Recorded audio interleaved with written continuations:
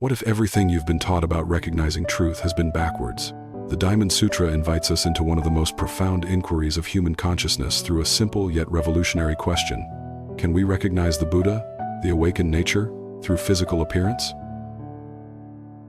This isn't merely an intellectual puzzle.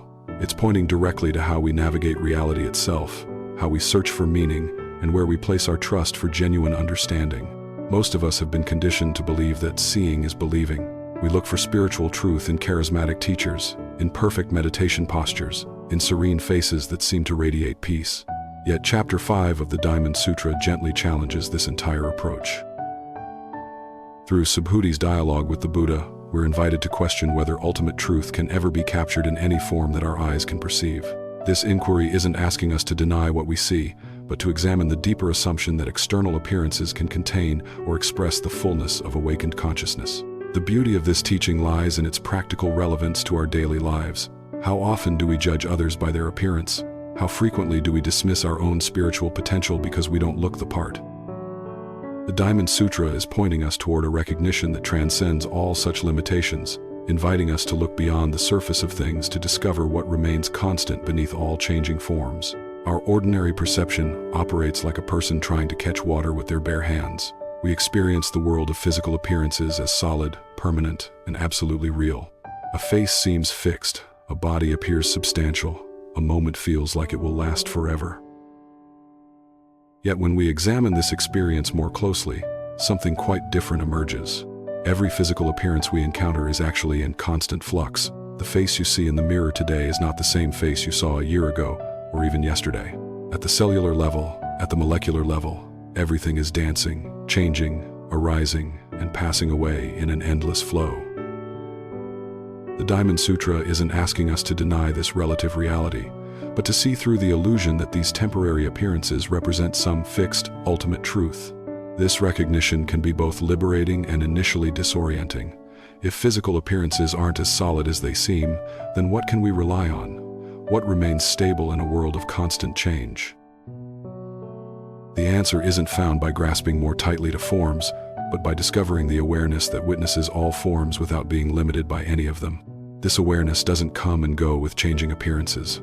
It's the constant backdrop against which all experience unfolds. When we stop trying to find our security in the permanence of forms, we begin to find a different kind of stability altogether. It's like discovering that we are not the waves on the ocean's surface, but the ocean itself. The Buddha's teaching reveals something extraordinary about the nature of true recognition. Spiritual insight doesn't come through accumulating more sophisticated ways of analyzing forms. It emerges through a fundamental shift in how we relate to appearances altogether. As the Diamond Sutra reminds us, genuine spiritual wisdom recognizes the unchanging awareness that is always present, regardless of what temporary forms appear within it. This isn't about developing special powers of perception or learning to see auras and energy fields. It's about recognizing what has always been here, what doesn't depend on any particular appearance for its existence. True nature is like space itself. It contains all forms without being limited by any form. It remains unchanged whether filled with clouds or completely clear. Forgiveness plays a crucial role in this recognition. At the beginning level, forgiveness means letting go of our judgments about appearances, releasing our fixed ideas about how awakened consciousness should look. We forgive ourselves for having been deceived by surfaces, and we forgive others for not matching our concepts of what spiritual truth should embody. But at a deeper level, forgiveness points to the same recognition the Diamond Sutra is revealing. There was never anything real to forgive, because all appearances are transparent expressions of the same fundamental awareness. This recognition transforms how we engage with the world. Instead of searching for the perfect teacher or the ideal spiritual experience, we begin to recognize the Buddha nature that is always present, independent of any particular form it might seem to take. Here's where the Diamond Sutra offers us one of the most beautiful paradoxes in all spiritual literature. To see that appearances are not appearances is to see the Tathagata. This isn't a riddle designed to confuse us. It's pointing directly to a way of seeing that transcends the usual subject-object duality. When we see appearances as solid and separate, we're caught in the illusion of duality. We think there's a seer here and something seen over there, a spiritual seeker and an enlightened being to be found. But when we recognize that appearances are transparent, dreamlike expressions of consciousness itself, the whole framework shifts. We're no longer looking for truth in forms. We're recognizing the formless awareness in which all forms appear. This doesn't mean we ignore the relative world or pretend that forms don't exist. A tree is still a tree, a person is still a person, pain still hurts, and joy still uplifts. But we hold these experiences more lightly, recognizing their temporary, insubstantial nature while remaining present to the awareness that experiences them all. The paradox dissolves when we stop trying to grasp it intellectually and simply rest in the recognition it points toward. It's like waking up from a dream and realizing that all the characters in the dream, including the dreamer, were expressions of the same consciousness that was never actually asleep. This wisdom invites us into a completely different way of living, one that's both fully engaged and completely free. We don't need to withdraw from the world of appearances or treat physical reality as an enemy to be overcome. Instead, we learn to dance with forms while never forgetting the formless awareness that makes all dancing possible. In practical terms, this means we can appreciate beauty without clinging to it, engage with challenges without being overwhelmed by them, and interact with others without needing them to be anything other than what they are in this moment. We can enjoy the play of appearances while never losing sight of the player, the awareness that remains unchanged regardless of what game is being played. This isn't a philosophy to be understood, but a recognition to be lived. When we stop seeking ultimate truth in temporary forms, we discover that ultimate truth was never hiding anywhere.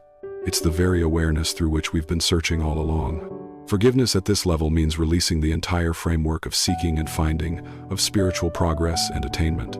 There's nothing to achieve because what we're looking for is what's already looking. Perhaps the most profound gift of this teaching is how it reveals the mirror-like nature of pure awareness. When we stop trying to find ultimate truth in changing forms, something remarkable becomes apparent. There's an awareness that simply reflects all experiences without being stained or changed by any of them.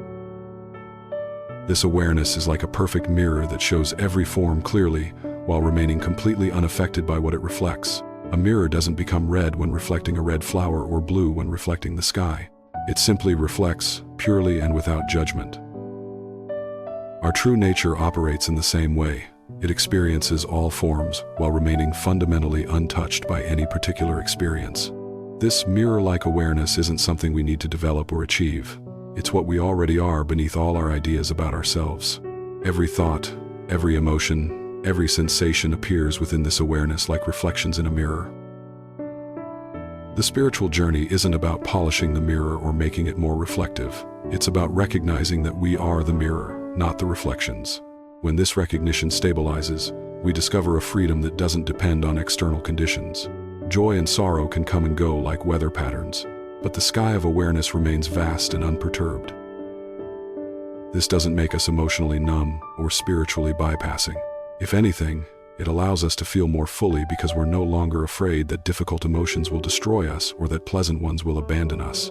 The Diamond Sutra's wisdom offers a profound invitation to live as this mirror-like awareness while fully engaging with whatever reflections appear.